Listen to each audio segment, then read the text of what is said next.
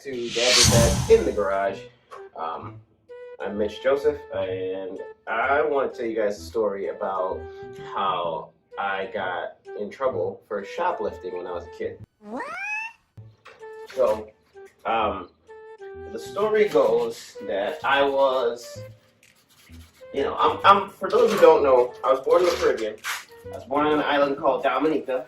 I was raised on a different island called Antigua, and that's where I grew up. That's where I'm from. That's my that's my jam right there. I'm an island boy all day, through and through. Like, you guys hear this Americanized accent, but if I use my real accent, first of all, most people don't understand what I'm saying. Like, if me tell you that, this is how me talk all the time, usually you're probably not going to understand what me say, because I don't really understand how Antigua people talk. So you hear stuff like that and you're like, What? Bro, what are you talking about, man? But anyway, I digress. So this story is about young Mitch, very impressionable, very easy to influence, and doing very dumb stuff. So I think for most people growing up, like, your friends all have like a character trait. What I mean by that is, there's the kid like, oh yeah, that's the smart kid, or that's that's that sporty kid. He always into sports and all his sporty things. And there's certain kids that are just trouble. They're troublemakers. Your parents know, your family knows, But in the islands, I think there's this thing that goes on, at least where I'm from. And I think it's probably unspoken, maybe it's more spoken than I know, but you just know a thief. Like, you know that one person in the village, in the neighborhood, in your town, that's gonna be, that is just a thief. They steal, you do not bring them around your house, you do not bring them around your friends. And for a while there, I was the same way. I don't bring them around my people, I don't bring them around my house. I know something's gonna turn up missing. Like, this person going in your bathroom, 2 days later you can't find XYZ.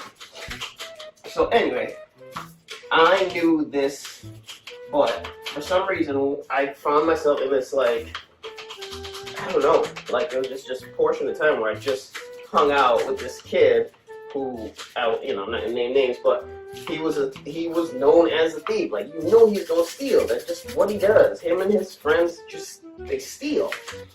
And I found myself hanging out with him one day, and we went to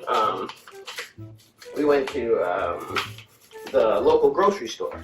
Actually, one of the biggest grocery stores on the island, and we were. For the people who don't know, the grocery store was called Food City. So, in case you think I'm making this up, the name of the grocery store, Food City in Antigua. So, I'm going to just give you the authentication right there. And the story goes, I went in there because we wanted candy. So, I went into Food City, sorry about that. I went into Food City to steal candy. Starburst, Skittles, Jolly, whatever. And the first time we went in, I think I stole like two things. I stole a Snicker and something else, right? And granted, I'm a kid. I don't know. I don't think I'm 10 years old yet. Maybe I was. I don't know. But got out of there, made it home just fine. No one's the wiser. Boom, got my candy. And granted, at this age, I'm not a bad kid. I've never really been like a per se bad kid. Actually, the exact opposite, right? So, made it home, stole it, heart pounding, boom, boom, boom, right? Did it. All right, tried that out once. I'm good on all that. Well, this kid comes over, and let me give you a definition. Let me give you an idea of who this kid is, okay? This kid literally, the inside of your pockets, they hang. The inside of your pockets hang. This kid cut his pocket in half and hand sewed a t-shirt inside his pocket. So literally, pocket stops here, his pocket was down here. This is the level that this kid was on. And I'm hanging out with this kid, So we go back in again, and he's in the back, and he blah, blah, blah, blah, blah, filling it up. I get cocky. I think like, all right, last time out we went in, I got a couple Skittles. So, let me double down because I don't want to have to keep coming back to the grocery store. I just want to make sure I hit one run. Stupid. It's just stupid. I end up filling my pocket, filling my pockets up. Like, you want to talk about being a meme? Like, looking like I had calf implants filled up with candy. I walk out. We head into the door. Security walks in front of me and goes, "Hey, what you doing?" This is where you gotta just take it for what it is. What you doing? Nothing.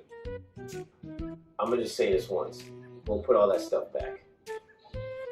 He let me off the hook. He was like, "Go put it back." I walked back there, embarrassing as heck, to put your stolen goods back on the shelf. Here's why I messed up. I didn't put it all back. I kept two. I was like, he called me because I took too much. I kept two. I put it back on the shelf. I kept the two. I'm walking out. He's still at the door. He goes, "Come here." Reaches into my pocket and pulls out the rest. He grabs me up by the arm. He's about to walk me. I don't know where he's walking me. And one of the rumors as a kid in Food City, and for y'all who don't know, rules are a little different in the islands than they are in the States. So things. But anyway, one of the rumors was that if you got caught stealing, they would put you in the freezer, the meat freezer, to hold you there until the police would come and get you. I don't know if this is true or not, but that was one of the rumors. So in my head, I'm about to go freeze. Like, we're going to the back and he's going to put me in a cooler until the police get here to take me to jail.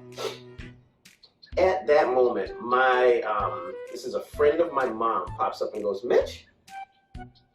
And at that moment, my heart sunk even more. I'm like, oh no.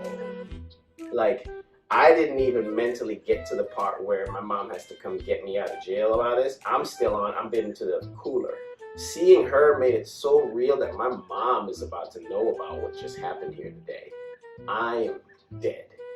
So that being the case, she says, "Mitch," and whatever happens, she talks to the security guard. I assume she was like, he's a good kid. I'll talk to his mom. I'll let him do it. And he lets me go. I go home. No, that's a lie. I leave and I go to my other friend's house, and I was telling him about what happened. And he was like, "Yo, what? That's crazy." And I'm like, "Yo, can I sleep here?" Because in my head, if I go home, my mom is about to keep in mind, I don't get in trouble. Like, I don't get in trouble like this. Like, I don't get into stuff. I'm a good kid, like fairly decent grades, good, you going to church, blah, blah, blah. So I'm like, my mom's about to tear me up. Like, she's about to rip me a new one. I need somewhere to sleep. I can't stay here. No, you crazy? So I end up trying to hide out at my friend's house. It's starting to get later. And sorry about that. I don't know if you guys can hear that plane. Sorry about that. But it's starting to get later. And in my head, I'm thinking, okay, it'll be worse if I show up at the house after dark, because that's not okay either. I get home, slow walk into the house. I'm expecting the second I open that door, my mama's about to, what you did?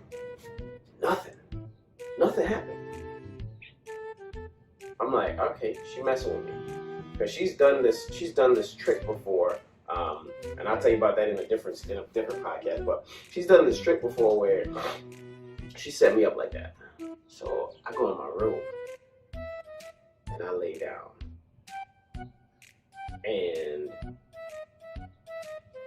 I'm still waiting. Like, yo, I'm panicked. I'm still waiting. Like, where is she? She's gonna kick in this door. Nothing happens. So the next day, wake up, good, boom, boom, boom, and breakfast, ba, we good. It's summertime, right? So it's summertime. My mom goes to work. I'm home alone. I got the house to myself. I'm good. Like, hey, got away. Nothing happened. Maybe she didn't rat me out. That afternoon, my mom gets home from work. I'm still on some like, hey, we good. Boom, no problems here. My mom gets home from work, and my mom, in the most calm voice, goes, hey, come and sit down and talk with me. And I don't know if I thought death, if I thought cry. Like, I couldn't figure out which emotion I wanted to release at that point in time because I was panicked. So I went in, my mom, you know, she's like telling me about this thing. So this place in the islands is this one, I don't know, it's a juvenile detention center. I forgot what it was called. But basically, you know, it's for young boys who get in trouble and boom, you're in jail. Maybe girls too, I can't remember. But this is where you're gonna go. So my mom's talking to me, you wanna end up here? You wanna do this? No, I don't. My mom was so angry with me. And this is how crazy it gets, right? Again, the rules are different in the islands, or at least they used to be. I've been back in like 10 years, or 15 years actually. So my mom was so upset with me, she said, I'm not gonna whoop your butt. What? She said, I'm not gonna whoop your butt. We go to my aunt's house. Yo, do you know how mad you gotta be to tap in your big sister to be like, yo, I need you to whoop his butt for me? We go to my aunt's house. My aunt beat the brakes off of me, bro. Beat the brakes off of me. And I'm saying like, I don't know what kind of workout you do as a mom to be like the levels of slashes, like, I don't know, I think they take like fencing classes or something, because her angles, every time you like try to move, oh, she had me, she tore me up.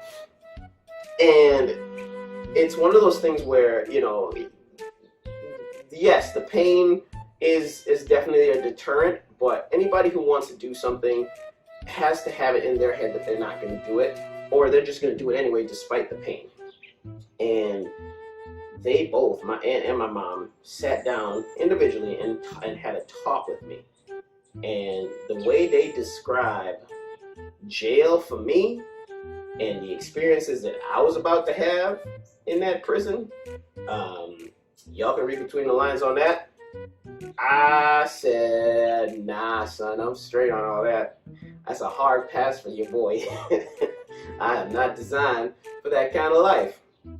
Anyway, long story short, I did find myself quelling that whole thing. I, at that point, never shoplifted after that point again, and, you know, got to the realization that that dude, I mean, I knew he was a bad kid, but he is definitely worse to hang out with. And funny enough, 2 or 3 weeks later, he ended up going to that juvenile detention center. I don't know what happened there, and I ain't never asked because that's none of my business. And I just know that I wasn't in there with him. So, moral of the story is, you know, Dad did that. Dad did some stuff too. But we all grow, we all mature, and I think that's one thing we have to keep in mind is that, you know, with our kids, they're going to make poor decisions on some things. Maybe not as bad as shoplifting, hopefully not as bad as shoplifting. They're going to make small decisions that could be incrementally detrimental to their existence and to their life and lifestyle. We just have to understand that they're not going to change necessarily just because we go barking at them or threaten them. We have to help them understand why this is wrong so that they can think to themselves, hey, I don't need to be in this position because X, Y, Z, fill in the blank. So one thing for me, I'll say, you ain't never catch me shoplifting again after that. So, Dad did that. Dad did that. Dad did that.